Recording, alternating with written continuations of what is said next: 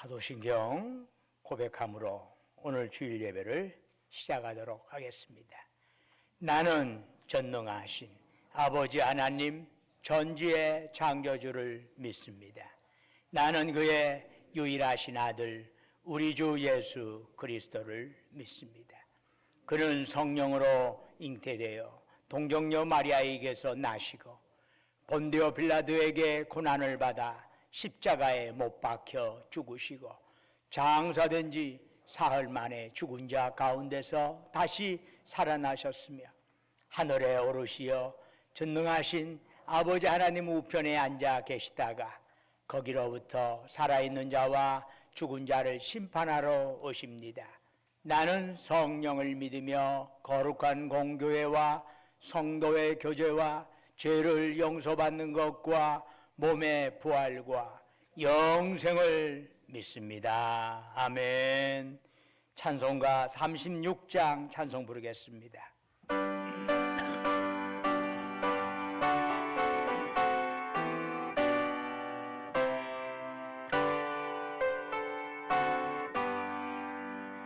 주 예수 이름 높이여 다 찬양하여라. 금멸여관을 들여서 모료해져 찬양. 금멸여관을 들여서 모료해져 찬양. 주 예수 강한 고난을 못 잊을 죄나 내게 한 법에 바쳐서 모료해져 찬양. 내게 한 법에 바쳐서 만유해줘 찬양. 유지고이 거하는 온 세상 사람들 곳곳이 위엄 높여서 모료해줘 찬양. 느리한 노염 높여서 만유해줘 찬양. 저 믿는 성도다 함께 주 앞에 엎드려 무궁한 노래 불러서 모료해줘 찬양. 무궁한 노래 불러서 만유해줘 찬양. 아멘. 안성회장님 나오셔서 기도하십니다.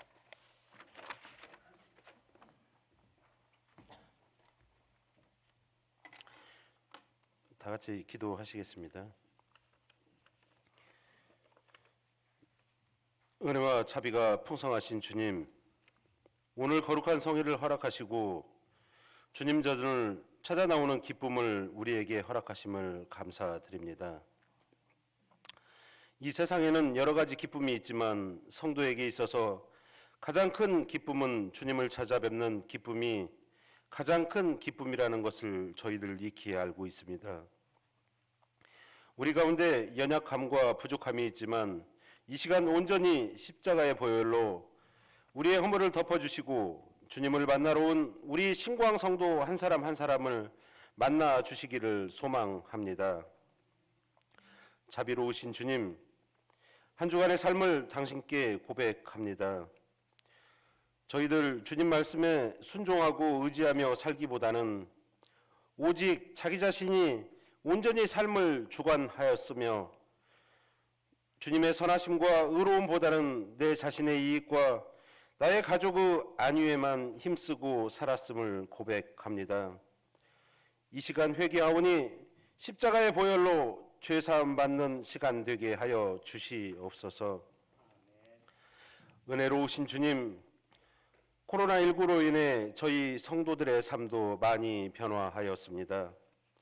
학생들은 당연히 가야 하는 학교도 쉽게 가지 못하고, 직장에선 서로에게 의심의 눈초리와 일상을 이야기하는 것조차 서로 경계하고 있고, 내 마음의 근심과 걱정을 울부짖었던 신광성산조차 쉽게 나오지 못하고 있습니다. 우리 성도님들 언제 어디서나 주의 옷자락을 언제나 놓지 않고 기도와 간구로 예수님과 동행하는 삶이 되게 하여 주시옵소서. 오늘도 주의 말씀 전하는 이순태 담임 목사님의 말씀에 힘과 능력을 더하여 주시고, 듣는 저희에게 마음이 열리고 말씀으로 은혜로운 삶을 살도록 도와주시옵소서. 처음 시작하는 시간입니다.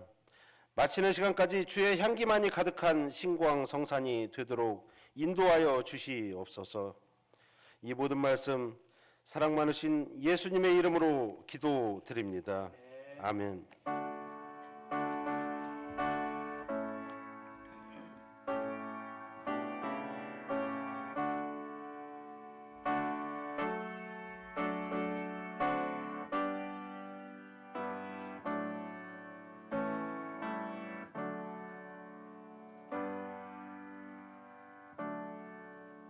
할렐루야. 우리 좌우에는 성도들께 가볍게 묵례하면서 인사 나누시길 바랍니다. 주님의 이름으로 사랑합니다. 그동안 편하셨습니까? 주님의 이름으로 사랑합니다. 교회 소식 간략하게 드리겠습니다. 내일 6월 1일입니다. 월삭 새벽기도회 시작합니다. 거리뛰기 하면서 기도회 해야 할 것입니다. 자칫 잘못하면 코로나19로 인해서 하나의 변명거리처럼 될 수도 있을 것 같습니다.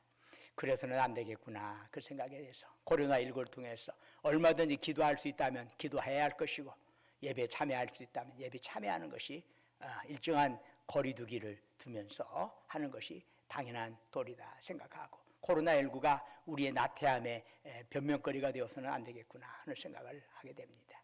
여러분들도 스스로에 대한 심령 다잡고 다시금 주님 앞에 일어서기를 바랍니다. 예배 동영상은 이번 주 오늘 예배까지만 예배 동영상을 송출하려고 합니다. 그 밖에 모든 것은 설교만 차후에는 유튜브에 나가게 될 것이고, 그 밖에 모든 예배 모든 진행 과정의 형태의 영상은 송출하지 않으려고 합니다. 오늘까지만 하고 6월 달부터는 그렇게 송출하지 않으려고 합니다. 유념해 주시고요.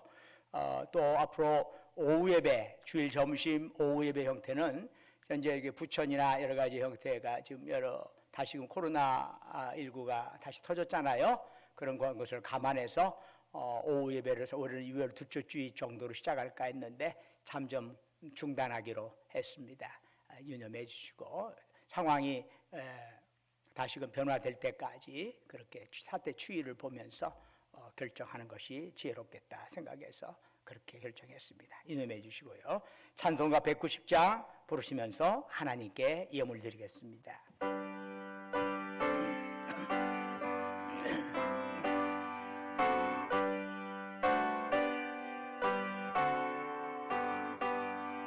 성령의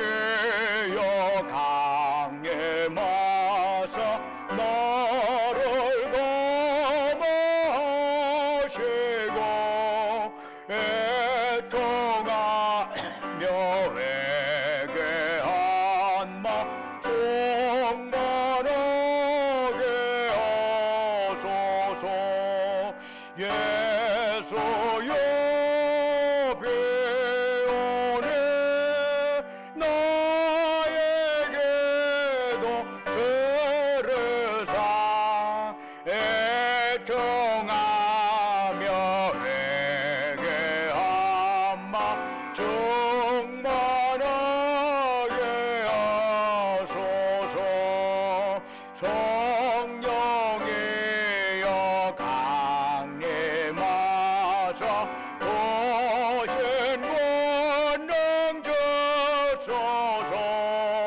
원하옵고 원하오니 충만하게 하소서. 예수여 배원해 나에게 너희를 사 애통하며 내게 한마 충만하게 하소서. 힘이 없고 연약하나 엎드려서 비오니 성령 강림하옵소서. 충만하게 하소서. 예수여 배원해 나에게 너희를 사 애통하며 내게 한마 충만하게 하소서. 경배하고 위로하사 복을 받게 하소서. 충만하게 하시오니 무한 감사합니다. 예수여 배원해 나의 기도 들으사 애통하며 내게 한마 충만하게 하소서. 아멘. 은혜와 사랑이 충만하신 아버지 하나님, 오늘 저희들 이와 같이 주 앞에 나와 예배드릴 수 있도록 저희들을 인도해 주신 것 감사합니다. 저희들이 또한 성령 강림제를 맞이하여 뜨거운 성령의 사모함으로 이 시간 주의 성령이 우리의 사모하는 심령에 가득 차게 하옵소서. 아버지 하나님, 그리하여 자칫 나태하고 안이해지는 그러한 심령이 다시금 불타오르게 하여 주옵시고, 성령의 뜨거운 불길로 우리의 교회가 참으로 복음을 전하는 전진기조로서의 역할을 감당하게 하옵소서.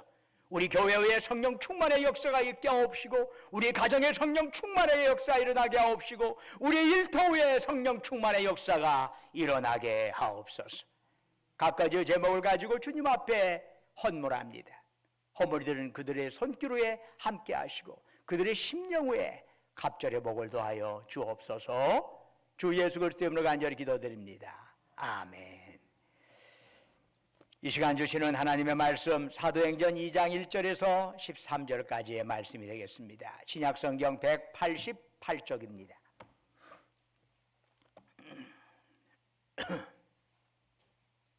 사도행전 2장 1절에서 13절까지 저와 여러분이 한 절씩 교독하겠습니다. 오순절 날에 이미 이름에 그들이 다 같이 한 곳에 모였더니 급하고 강한 바람 같은 소리가 있어 그들이 앉은 온 집에 가득하며 마치 불의 엿처럼 갈라지는 것들이 그들에게 보여 각 사람 위에 하나씩 임하여 있더니 그들이 다 성령의 충만함을 받고 성령이 말하게 하심을 따라 다른 언어들로 말하기를 시작하니라. 그때에 경건한 유대인들이 천하 각국으로부터 와서 예루살렘에 머물러 있더니 이 소리가 나매 큰 무리가 모여 각각 자기의 방언으로 제자들이 말하는 것을 듣고 소동하여 다 놀라 신기하게 여겨 이르되 보라, 이 말하는 사람들이 다 갈릴리 사람이 아니냐? 우리 각 사람이 난 곧 방언으로 듣게 되는 것이 어찌 됨이냐?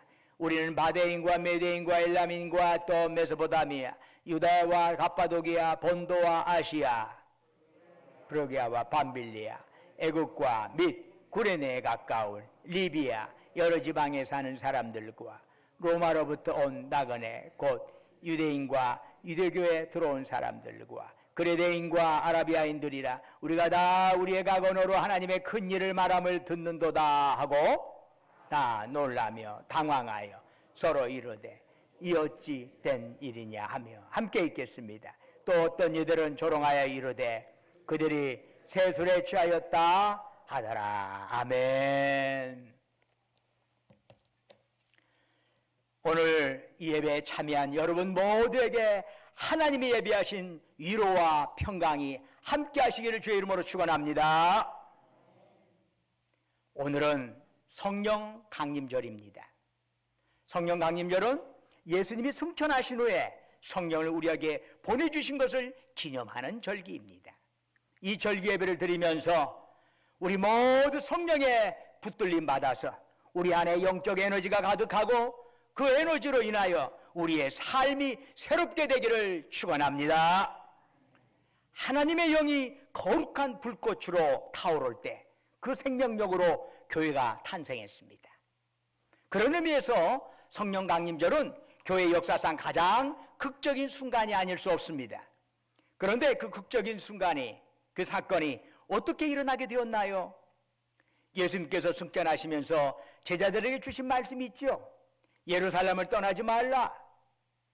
하나님께서 약속하신 걸 기다리라. 제자들은 그 말씀에 순종하여 그들은 마가의 다락방에 모였습니다. 성령님께서 강림하신 때가 오순절이었습니다. 여러분, 이스라엘 백성이 이집트의 노예 생활에서 해방된 것을 기념하는 절기가 무엇이죠? 유월절이죠. 그렇죠? 유월절이에요. 출애굽을 기념하는 것이 유월절이에요. 그런데 유월절이 지난 첫 번째 맞이하는 안식일이 초실절이에요. 첫 열매를 바치는 초실절이에요. 그러니까 그때 예수님께서 부활하셨죠. 그때가 그래서 성경은 그것을 부활의 첫 열매다라고 하는 것이 그냥 나오는 게 아니라 그때 구약 시대에 말하면 그게 첫 열매를 바치는 절기예요. 부활의 첫 열매가 되는 것이. 바로 그 다음 날부터 50일째 되는 날이 바로 오순절이에요. 그래서 오순절은 뭐 칠칠절이라고도 하고 맺칠절이라고도 불리죠. 이 오순절은 유월절, 장막절과 더불어서 이스라엘 3대 명절에 속합니다. 이때가 되면 이스라엘 전역에 흩어져 사는 남자들이 가족들을 데리고 성전에 있는 예루살렘으로 모여듭니다. 역사가 요세푸스의 말에 의하면 그 숫자가 때로는 약 200만 명 이상이 되었다고 합니다. 여러분, 2000년 전에 예루살렘에 200만 명의 인파가 몰려들었다면 예루살렘이 어떻게 되겠습니까? 그야말로 그냥 사람들로 뒤덮였을 겁니다. 오순절 당일일 뿐만 아니라 이것을 준비하는 과정에 있어서 자체조차 축제로 이미 흥청거리고 있었습니다. 그때 120명의 제자들은 무엇을 했나요? 사도행전 1장 14절에 의하면 오로지 기도에 힘썼습니다. 축제의 물결에 휩쓸리지 않았습니다. 그들의 주요 관심사는 오직 하나님의 약속하신 것을 받는 것입니다. 그렇게 10일간을 기도에 힘쓴 후 드디어 성령 강림 사건이 일어났습니다. 그러면 하나님께서는 성령 강림을 통해서 무엇을 의도하셨을까요? 여러 각도에서 말할 수 있겠지만 그 핵심적인 내용은 소통의 회복이라 할 수 있습니다. 하나님과 사람과의 소통, 사람과 사람의 소통, 바로 이것을 통해서 하나님 나라를 이룩해 가는 것이 예수님께서 꾸었던 꿈입니다. 처음에 공생애를 시작할 때도 회개하라 천국에 가까웠느니라. 이 천국이 뭐예요? 하늘나라, 하나님 나라죠. 예수님께서 또한 부활하신 후에 40일간 승천하기 전까지 40일 동안 계시면서 제자들에게 가르치신 것이 뭐예요? 하나님 나라의 일을 가르치셨다고 사도행전 1장에 나와요. 예수님의 관심사는 하나님 나라예요. 이것을 이루는 과정이 무엇보다도 이 나라를 이루기 위해서 소통이 이루어져야지. 그런데 이 오순절 성령 강림 사건은 구약 성경의 바벨탑 사건과 밀접히 연결되어 있습니다. 하나님께서는 노아와 그 아들들을 홍수로부터 구원하신 후에 하신 말씀이 있지요. 생육하고 번성하여 땅에 충만하라. 마치 창세기의 1장에 아담과 하와에게 축복해 주던 그 축복이 노아와 그 아들들에게 주어졌습니다. 그런데 노아의 후손들은 하나님의 뜻에는 별 관심이 없었습니다. 대신 그들은 이렇게 말했습니다. 성읍과 탑을 건설하여 그 탑 꼭대기를 하늘에 닿게 하여 우리 이름을 내고 온 지면에 흩어짐을 면하자. 여기서 우리 이름을 내고라고 하는 부분을 히브리어로 지각하면 우리 스스로 이름을 짓고가 됩니다. 여러분, 구약 성경에서 누가 누구의 이름을 지어준다는 것은 그 대상에 대한 통치권이나 권위를 동시에 갖는 것을 의미합니다. 그래서 이름은 아무한테나 부탁하는 게 아니라 그만한 권위가 있는 자에게 이름을 부탁하는 겁니다. 이름 하나 지어주세요. 뭐 우리나라도 좀 그렇죠. 하나님께서 사람을 하나님의 형상으로 만드셨는데 그 이유가 뭐죠? 다른 피조물을 다스리도록 하기 위해서예요. 그런데 이 다스림의 첫 번째 작업이 뭐지요? 아담이 다른 생물들에게 이름을 지어주는 것이요. 그런데 바벨탑을 세우면서 사람들이 스스로 이름을 지으려 했다라고 하는 것은 누구의 통치도 받지 않겠다라고 하는 의미와 똑같은 것입니다. 내 인생은 내 거, 내가 알아서 할 테니까 너는 하나님이 이러라 저러라 하지 말어. 하나님의 통치를 거부하는 거지요. 즉 하나님 없이 스스로 잘 살아보겠다는 것입니다. 그들은 하나님의 나라가 아니라 사람의 나라를 건설하고자 했습니다. 결국 바벨탑 이야기의 핵심은 노아의 후손들이 하나님 없이 하나님처럼 되려는 교만에 빠졌다라고 하는 겁니다. 그러자 이들을 하나님은 어떻게 하셨습니까? 그들이 사용하던 언어를 혼잡하게 하셨습니다. 사람들은 의사소통이 불가능하게 되었습니다. 바벨탑 사건이 우리에게 시사하는 바는 무엇이죠? 하나님을 배척하는 자, 자신이 하나님이 되려는 교만은 서로 간의 소통을 불가능하게 한다는 것입니다. 이것은 단순히 언어만의 문제는 아닙니다. 언어가 같아도 서로 소통이 되지 않는 경우가 얼마나 많은지 모릅니다. 남편과 아내 간에 말이 통하지 않습니다. 부모와 자식 간에 말이 제각각입니다. 형제들 간에 이웃 간에 가도 서로 말이 엇갈리게 됩니다. 서로의 말이 가슴까지 전달되지 않는 것이죠. 이처럼 소통이 막히는 현상은 개인주의가 만연한 우리 사회의 심각한 병폐라 할 것입니다. 사용하는 언어가 다른 것도 아닌데 서로의 말을 들어줄 가슴이 없는 것이지요. 나 슬퍼요 하고 울어도 그 슬픔을 공감해 줄 가슴이 없습니다. 나 외로워요 하는데도 친구가 되어줄 가슴이 없는 것이죠. 그런데 예수님의 약속대로 드디어 성령님이 제자들에게 임하셨습니다. 사도행전 2장 1절 이하는 당시 상황을 이렇게 소개하지요. 갑자기 하늘로부터 급하고 강한 바람 소리가 들리더니 120명의 제자들이 모여있던 집안을 가득 채웠다고 합니다. 그리고 불의 혀 같은 형상들이 갈라지더니 각 사람 머리 위에 내려앉았다는 것입니다. 그러자 어떤 일이 일어났나요? 제자들 모두가 성령으로 충만하게 되었고 그들은 다른 언어들로 말하기 시작했습니다. 더욱 놀라운 것은 그들의 말을 외국에서 온 자들이 다 알아들었다는 것입니다. 당시 오순절을 지키기 위하여 예루살렘에 모인 자들 중에서 적지 않은 자들이 외국에서 살던 유대인들, 이른바 디아스포라입니다. 그런데 어찌된 일인지 성령을 받은 제자들이 말을 하는데 자기들이 살던 지역의 말로 그대로 들리는 거요. 성령님이 임함으로 소통이 이루어진 것입니다. 성령님이 우리 가운데 오셔서 하시는 일 중에 하나는 우리의 가슴 언어를 회복하는 것입니다. 가슴 언어를 회복한다는 건 무슨 뜻일까요?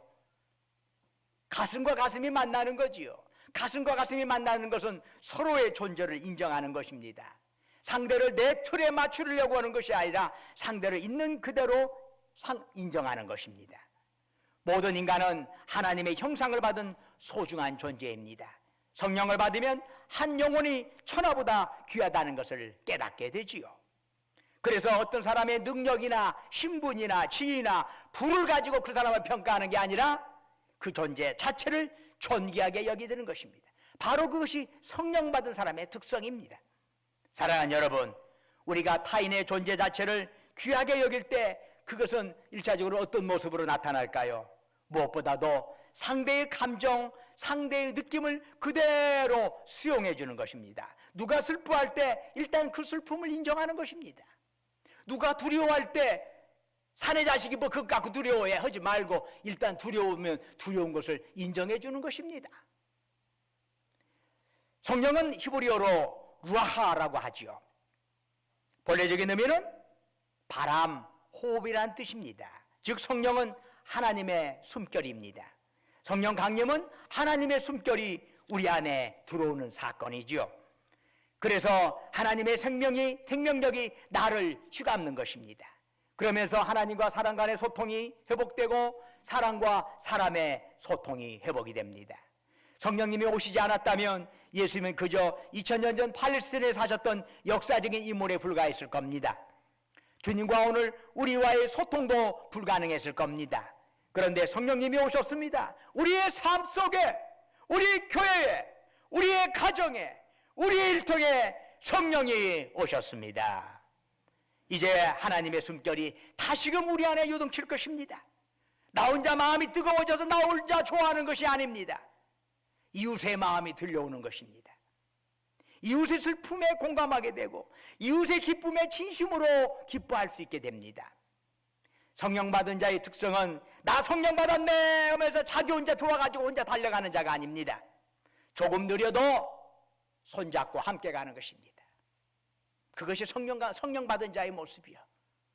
마치 성령 받은 것이 자본주의 경쟁형 사회에 부합하는 것처럼 잘못 해석하는 것은 참 문제가 있어. 성령 받은 것은 함께 더불어 하나님 나라를 이루어가는 것이지 혼자 잘나갖고 하나님 나라 이루어갈 수 있는 거 아니야. 언젠가 인터넷 뉴스에서 사회적 거리두고 마음의 거리 좁히기라는 제목의 기사를 본 적이 있습니다. 코로나19로 인하여 소상공인 자영업자가 어려움에 처하자 임대료 인하 운동이 처음 전주 한옥마을에서 일어났습니다. 그 운동이 전국적으로 확산되었다는 이야기입니다. 그 기사를 읽으면서 가슴이 뜨뜻해지는 것을 느꼈습니다. 코로나19로 인하여 어렵지 않은 사람이 어디 있겠습니까? 그렇지만 내가 어렵다고 모른 채 하지 아니하고 이웃의 어려움을 안아줄 수만 있다면 사회적 거리두기는 마음 거리 좁히기와 함께 갈 수 있지 않을까요? 바로 이런 소통이야말로 성령님이 원하시는 것입니다. 예수님 믿는 전주신광교회 여러분, 성령 충만하기를 축원합니다. 성령 충만을 통해서 어려운 시기에 더욱 이웃과 소통하는 아름다운 영혼 되기를 주님의 이름으로 축원합니다. 은혜와 사랑이 충만하신 아버지 하나님, 우리의 심령에 뜨거운 성령의 역사가 일어나게 하옵소서. 그리하여 우리의 이기적이고 개인적이고 나태한 것들은 다 불태워버리시고 다시금 뜨겁게 함께 이웃과 소통하면서 하나님 나라를 이루어가는 전주신과 함께 교우들이 되게 하옵소서. 이제는 우리 주 예수 그리스도의 은혜와 아버지 하나님의 만극하신 사랑과 성령님의 감화감동 충만하심의 역사가 오늘 이 예배에 참여하는 사랑하는 주의 백성들, 그리고 예배에 참여하지 못하고 영상으로 주님 앞에 예배드린 그 우리 주의 백성들 위해, 그들의 가정과 직장과 사업장 위에, 외지에서 공부하느라 직장 다니느라 군복무를 수고하는 우리 아들 딸들 위해 지금도 영원토록 함께 하시기를 간절히 축원하옵나이다. 아멘.